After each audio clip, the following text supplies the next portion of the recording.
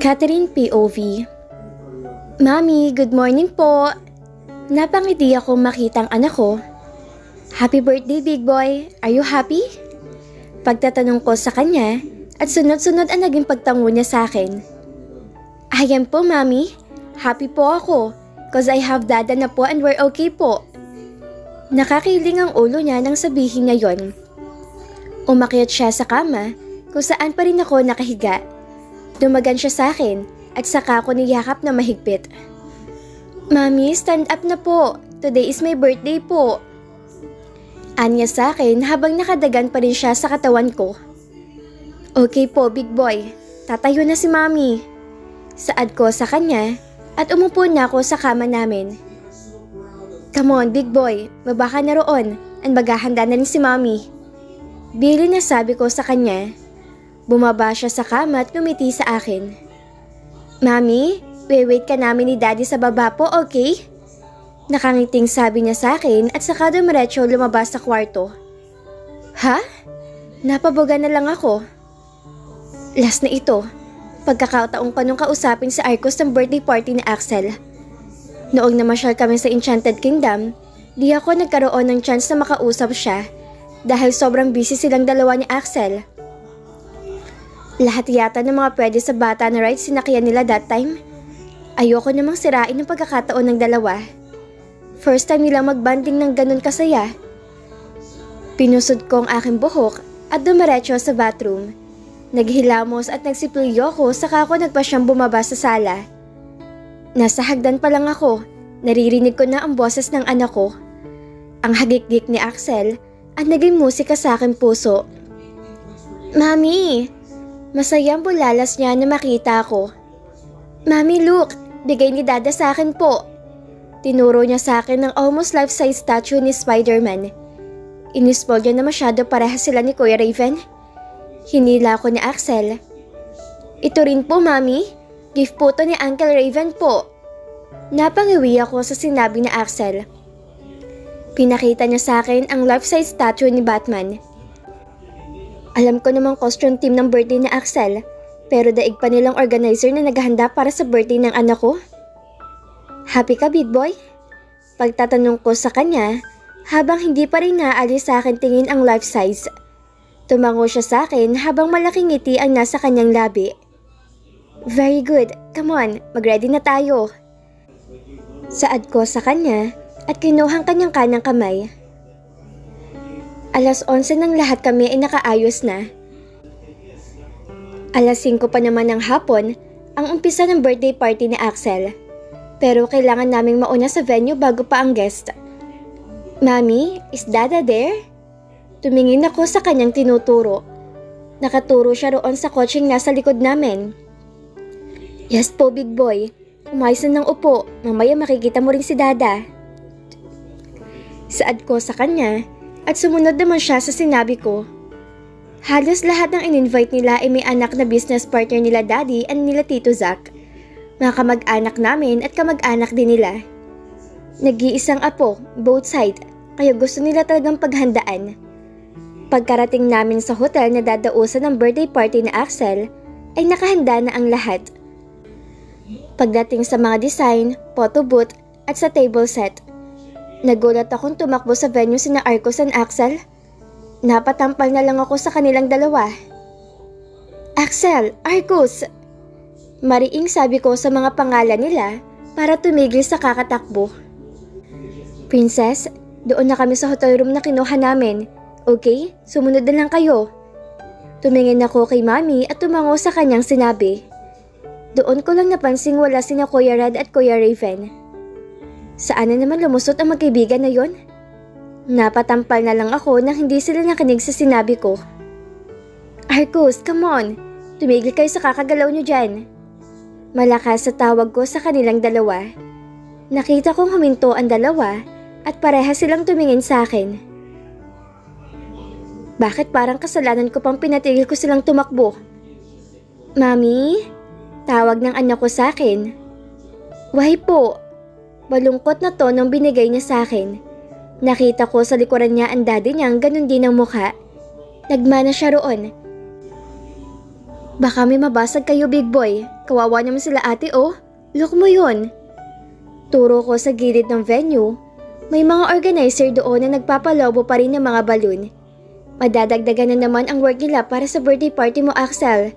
And nasa taas na sila mama lola mo. Aayusan ka pa para maging Spider-Man kay ng daddy mo. Saad ko sa kanya. Tumingin to sa likod niya at nakita kong tumango si Arcus. Wala na silang nagawa kundi sumunod sa akin. Habang tumatagal ang paghihintay namin, ay dumating na ang oras para sa birthday party ni Axel. Nakatulog pa nga si Axel habang inaayusan siya kanina. Buti na lang, nagising na rin siya bago mag-alas 4 kanina. Catherine, napatingin ako kay Gisi at Tinay na masaya naglalakad palapit sa akin. Nagbeso-beso kaming tatlo at nilagay nilang kanilang regalo sa table kung saan ang iba pang mga gift mula sa mga guest. Buti nakaabot kayong dalawa. Kasama niyo ba mga boyfriend niyo? Nakangising wika ko sa kanilang dalawa. Hindi pa kami okay, Catherine. Panigas siya matapos kong umiyak ng timba-timba para sa kanya. Tapos sasabihan niyang ako ang buhay niya. Umatay siya kapag nawala ako. Nek-nek niya, Catherine. Mataray na sabi niya sa akin at nakakross pang mga kamay niya sa harap ng kanyang dibdib. Bitbitin niya mukha niya. Manigas ang Cyrus Maravilla na yon. Kahit ibet na niyang lahat ng ari-ari ang meron siya. Napangiwi at napatawa na lang ako dahil sa parehas silang sinabi sa akin. Magkapatid ang mga lalaki naghahabol sa kanilang dalawa. O siya, tumuloy na kayo at ikain niyo na lang yan. Ani ako sa kanilang dalawa at pinapo na sila. Eksaktong alas 5 nag-umpisa ang birthday party na Axel. Lahat ay masaya, lalong-lalo ng anak ko. Marami siyang nakalaro ngayon dahil sa mga anak ng business partner nila daddy at anak ng mga kamag-anak namin. Napatingin ako kay Gisi nang sikuin niya ako. Hands-on kong hands-on sa Arcus ha? Saad niya sa akin habang nakatingin sa harap ng stage. Napatingin din ako roon. Nakita ko sina Arcus and Axel na masayang nanonood sa dalawang clowns. Nagmamagic kasing dalawang clowns sa mga batang nasa harapan nila. Pero pati mga magulang natutuwa rin sa napapanood nila. Simula maging okay sila ni Axel, halos hindi na sila mapaghiwalay. Saad ko sa kanya at sumubo, pero pasta na nasa plato ko. Hindi nga na siya tumatambay sa bahay nila. Halos sa amin na siya madalas gumagawi. Hindi ko na rin nakikitang librong hawak niya, kundi mga laruan ni Axel. Pagpapatuloy kong saad sa kanya. People's change, Catherine. Malay mo, mahal ka pa rin talaga niya. Tumingin ako kay Gisi. Hindi ko alam kung anong sasabihin ko. Tinuon ko ang aking pansin kina Axel and Arcus. Parehas silang tumatawa ngayon. Ayoko namang masaktan sa Ellen, Gisi. Ayoko may masaktan habang sumasaya na ako. Ayoko nang ganon. Mahina akong sabi sa kanya. Sumandal si Gisi sa silyang inuupuan niya. Try mo kayang i-open up ang tungkol sa kanilang dalawa, Catherine. Kung ano talagang real score sa pagitan nila. Seryosong saad ni Gisi sa akin. Lumingon ako kay Tinay na abala pa rin sa cellphone niya. Mukhang nababanasa naman sa ex-boyfriend niyang habol ng habol sa kanya. After this event, kakausapin ko na siya. Kasi hanggang ngayon, mahal ko pa rin talaga siya, Gisi. Kahit nilagyan ko na ng harang ang aking puso, nabuksan pa rin niya yon. Nakagat ko ang ibabang labi ko dahil sa aking sinabi. Tinapik ni Gisi ang aking kanang balikat. You should, Catherine, para naman sumaya ka na rin. Tumango ako sa kanya at isang malaking ngiti ang binigay ko. Thank you, Gisi. Mami? Sabay kaming lumingon ni Gisi na makita si Axel na tumatakbo sa gawin namin. Tara po, Mami. Galing po niyo mga clowns. Masayang sabi niya sa akin at nasa harapan ko ang kanang kamay niya. Humarap ako kay Gisi. Enjoy, Catherine. Saad niya sa akin at sumama na ako kay Axel. Kailangan ko na rin maging masaya para sa sarili ko at kay Axel. We need to talk, Arcus. Seryoso kong sabi sa kanya. Nandito kami sa unit kung saan nagrent ng isang araw ng family nila Argus. Hindi na kasi pwedeng umuwi ang ibang guest dahil lasing na ang mga lalaki, baka mapahamak pa sila. Lumingon siya sa akin nang mailapag niya sa Axel. Tulog na tulog ang anak ko, mukhang napagod kakalaro kanina dahil sa birthday party niya. Sila mami naman nasa kabilang room din. Hindi na kami nakauwit, nagpasyan dito na lang mapalipas ng buong araw. About saan, Catherine? Lingon na tanong niya sa akin. Nakita kong hinaplos niya ang pisngi at buhok ng anak namin na si Axel. Tumalikod ako sa kanya. About sa atin, Argus. Saad ko sa kanya at lumabas sa kwartong kinalalagyan namin. Ito na ang oras para malaman kung tunay sa pagitan nilang dalawa ni Ellen. Kung sila talaga at masaya sila sa isa't isa, hindi na ako hadlang para sa kanilang dalawa. Ilang segundo lang din ay narinig kong pagbukas-sara ng pinto. Nakaupo ako sa sofa na meron sa hotel room na ito. Nakita kong umupo rin siya sa kabilang sofa na kaharap ko. Tumingin ako sa kanya at nakita kong nakayuko siya. About sa atin, Argus. Gusto ko malaman kung masaya ka ba ngayon? Bungad kong tanong sa kanya. Hindi ko masabi ang tungkol kay Ellen. Hindi ko rin alam kung nagkikita pa rin ba sila after sa campus. Kasi mas madalas na taga siya sa bahay namin, kahit sabihin mong nasa office ako at nagtatrabaho. Si Mami ang nagkukwento sa akin about sa nangyayari kay Axel sa bawat araw na nagdaan na wala ako sa tabi niya. At doon ko na lamang after sa campus, dumediretso na si Arco sa amin. Catherine. Sobrang saya ko ngayon dahil kapiling ko sa Axel. At ikaw, masaya ako nakakasama ko kayong dalawa. Masaya ako kapag nakikita ko masaya rin kayong dalawa. Hindi ako makatingin kay Arcus. May kung anong kirot ang naramdaman ko sa aking dibdib. About kay Ellen, anong meron sa inyong dalawa? Ayoko makasakit ang damdamin, Arcus. Ayoko siya masaktan. Kahit na nauutal ako, naitawid ko ang gusto kong sabihin sa kanya. Matagal bago ako nakarinig ng sagot mula sa kanya. Ganun na lamang ang aking pagkagulat na makita ko siya sa aking harap. Nakaluhod ang pareho niyang tuhod. Arcus, nauutal kong tawag sa kanyang pangalan. Kinuha niyang dalawa kong kamay at dinala niya yon sa kanyang labi. Hinalikan niya yon ng paulit-ulit. Walang namamagitan sa amin ni Ellen, Catherine. Walang kami, Catherine. Dahil unang-una, ikaw ang may hawak ng puso ko. Hanggang ngayon, ikaw pa rin ang laman nito. Lumaki ang mga mata ko sa kanyang sinabi. Pero, about sa rumor na kumakalat noon sa campus. Yung sinabi mo sa akin dati na masaya ka na sa kanya, Argus. Paano? Naguguluhang sabi ko sa kanya. I'm sorry, Catherine. Ang laki kong gago para sabihin ko yun sa'yo. Ang laki kong tanga para saktan kita. Hindi ko na alam ang gagawin ko ng panahon na yun. Masyado na akong balisa nang sabihin mo makikipaghiwalay ka na sa akin. Wala na ako sa wisyo. Nasira na yung pinaplano ko para sa ating dalawa, Catherine. Ikaw ang buhay ko. Naramdaman ko may tumulo sa aking hita. Umiiyak siya? Arcus, tawag ko sa kanya. Iniangat ko ang kanyang mukha pero pilit niya pa rin sumubsob sa aking hita. Nakipag-away ako kay Kuya Raven dahil sa nalaman ko sa pagitan niyo. Pilit siya nagpapaliwanag sa akin pero sarado ng utak ko sa lahat. Doon ko na lamang may gusto sa Ellen kay Kuya. Ginamit ko siya sa'yo pero pinipigilan niya ako. Masyado ako nagmatigas pero hindi ko inaasahan ang pag-alis niyo. Nabalitaan na lang namin after ng sem break, wala nang tao sa inyo. Naririnig ko ang pag-iyak niya at hindi ko na rin namalayang may tumutulo na rin sa mga pisngi ko. Halos mabaliw ako nun, Catherine. Sinisisi ko sarili ko kung bakit ka umalis. Wala ni isa sa amin ni Tinay ang may alam ko saan ka pumunta. Nagtatanong kami kay Gisi pero maging siya din niya sinabi. Naalala ko yung tungkol doon. Ilang beses nagtanong ako sa kanya, sila Arcus, pero tanging pagtataray lang binibigay niyang sagot. Wala akong alam kung nasaan ka.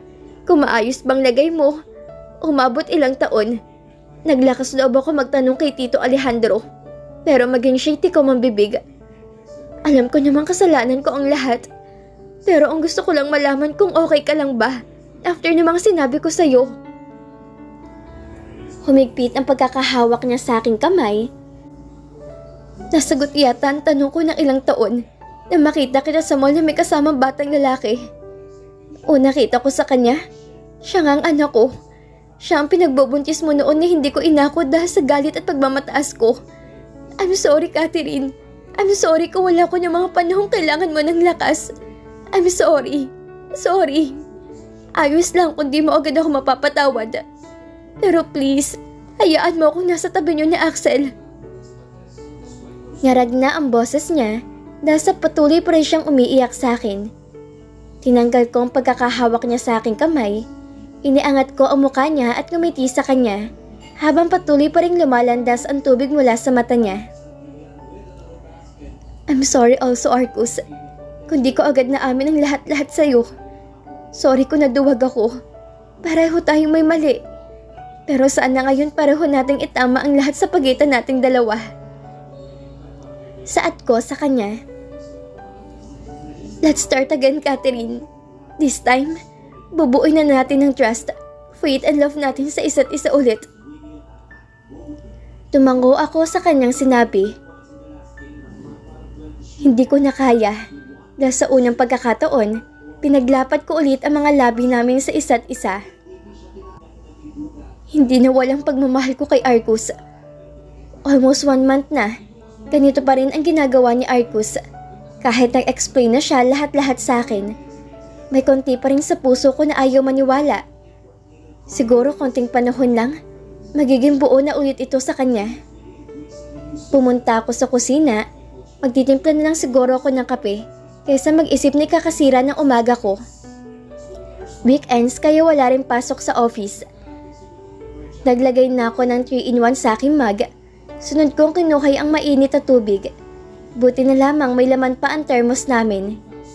Hinahalo ko na ang kape ko na may marinig na hagikikan sa likod bahay namin.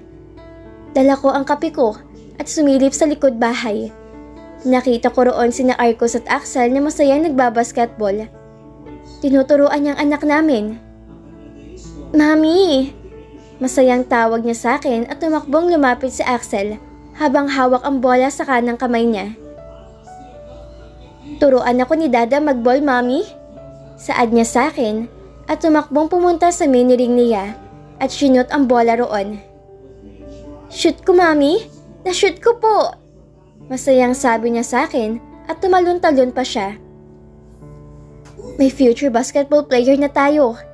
Saad niya sabi sa akin ni Arcus na binuhat niya si Axel. Lumapit silang dalawa sa akin habang mga nakangiti pa rin. Mami, alis po tayo? Palihim akong napalunok dahil sa lapit na mukha ni Arcus sa akin. Saan naman tayo pupunta? Pagtatanong ko kay Axel at hinaplos ang kanyang kanang pisngi. Dada, saan daw po tayo pupunta? Kalabit na sabi ng anak namin sa kanya. Nagkatinginan silang dalawa at napunta ang gawin nila sa akin. Beach tayo, Mami? Magbe-beach kami, Mami. Pasimuno ang daddy niya. Mami, beach tayo, please. Nagpapakute pa siya sa akin at napapikit ako na makitang maging si Arcus ay nagpapakute ring nakatingin sa akin. Mag-ama nga sila. May school pang daddy mo, Axel. May need pa siyang ipasang requirements sa campus. Saad ko sa aking anak. Sabi ni Dada wala raw po, Mami. Saad niya sa akin at tumingin sa daddy niya. Right, Dada? Wala na po. Nakita kong pinalo niya sa braso ang daddy. Nagsisinungaling ang dalawang to. Ah, yes babe, wala na. Nakangiting sagot ni Arcus sa akin. Babe? Ah, endearment namin? Sinungaling? Nakangising sabi ko sa kanya. Alam ko kung kailan ka nagsisinungaling, Arcus. Tinitigan ko siya sa kanyang mata. Kapag nagsisinungaling siya, hindi siya makatingin sa akin at umiiwas siya ng tingin sa kausap niya. Dada naman eh, sabi mo kanina okay na eh. Natawa na lang ako sa kanilang dalawa. Ganito na lang, Arcos and Axel. Pagsisimulang sabi ko sa kanila, kapag wala ng requirements ang daddy mo, magbe-beach tayo, okay? Pareha silang nagdiningning ang mga mata dahil sa sinabi ko. Promise, mommy? Promise? Pagtatanong sa akin ni Axel, habang nandoon pa rin ang ningning sa mga mata niya, kaya tumango ko sa kanya. Yehey! Dada, finish mo na ha? Be-beach na tayo. Pagsusungit niya sa daddy niya. Okay po, big boss. Tatapusin ko agad ang requirements ko. Pareho niya silang masaya. Mag-ama nga talaga. Pati muka't ugali, pareho silang dalawa. Baba, dada. I tell mama lola about this po. Sinunod ni Arcos ang sinabi ng anak namin sa kanya. Dumaan to sa gilid ko at kumaripas ang takbo papasok ng bahay. Kaming dalawa na lang ang natira rito sa likod bahay. Hinawakan niya ang kamay ko kung nasaan ang tasang hawak ko. Gano'n na lang ang uwi ko nang kunin niya ang tasa sa akin at nakainom sa kape ko. Namiss ko ang timpla mo, babe. Ani ako sa akin at sunod kong namalayan ay ang paghalik na naman niya sa aking labi. Mas namiss ko to. May pleyong ngiti sa kanyang labi. At dito na po nagtatapos ang ika-23 kabanata ng ating kwento. At sana'y muli niyo po akong samahan sa mga susunod pang kabanata na ibabahagi ko sa inyo. Maraming salamat po at ingat po tayong lahat.